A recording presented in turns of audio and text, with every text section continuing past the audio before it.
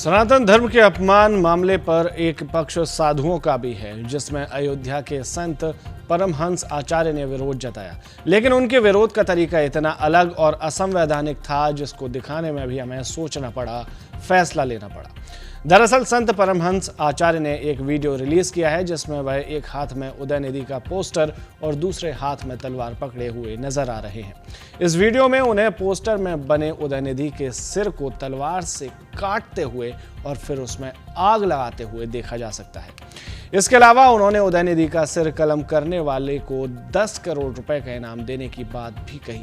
वहीं इस मामले में हमने एक दूसरे धर्मगुरु स्वामी चक्रपाणी से बातचीत की, जो हिंसक तो नहीं लेकिन संवैधानिक तरीके से कठोर कार्रवाई की मांग कर रहे हैं। उनका कहना है कि तमिलनाडु सरकार को बर्खास्त कर वहां राष्ट्रपति शासन लगा देना चाहिए। और क्या कहा स्वामी चक्रपाणी ने, आइए आपको दिखाते हैं उनसे बातचीत के कुछ अंश। स्वामी जी, तमिलनाडु के मुख्यमंत्री के बेटे और तमिलनाडु सरकार में खुद मंत्री हैं उदयनिधि स्टालिन, उन्होंने बयान दिया है कि सनातन धर्म एक बीमारी की तरह है और इसे समाप्त हो जाना चाहिए। इसके साथ ही इस बयान का समर्थन करते हुए कांग्रेस के राष्ट्रीय अध्यक्ष मल्लिकार्जुन खड़गे के बेटे और कर्नाटक सरकार में मंत्री प्रियंक खड़गे ने भी यही बयान दिया है कि ये इस धर्म में बराबरी नहीं है, तो इसको ये बीमारी से कम नहीं है। अब मेरा सवाल ये है, क्या सनातन धर्म में बराबरी नहीं है इंसानों के लिए, और उनके बयान से आप क्या इत्तेफाक रखते हैं? क्या आपका कहना है उनके बयान पर? देखिए, सबसे पहले तो मैं कहना चाहता हूं कि जैसा मूल होता है वैसा ही फूल होता है।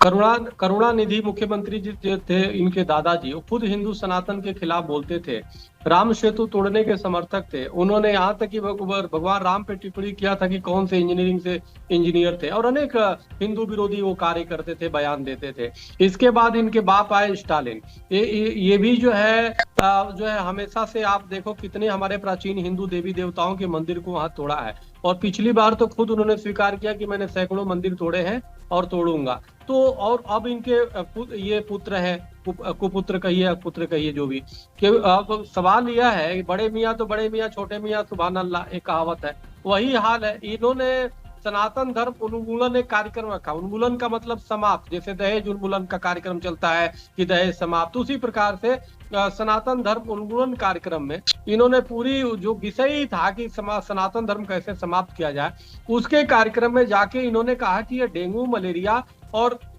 कोरोना की तरह है, इसकी निंदा नहीं करते, इसको तो समाप्त करना है।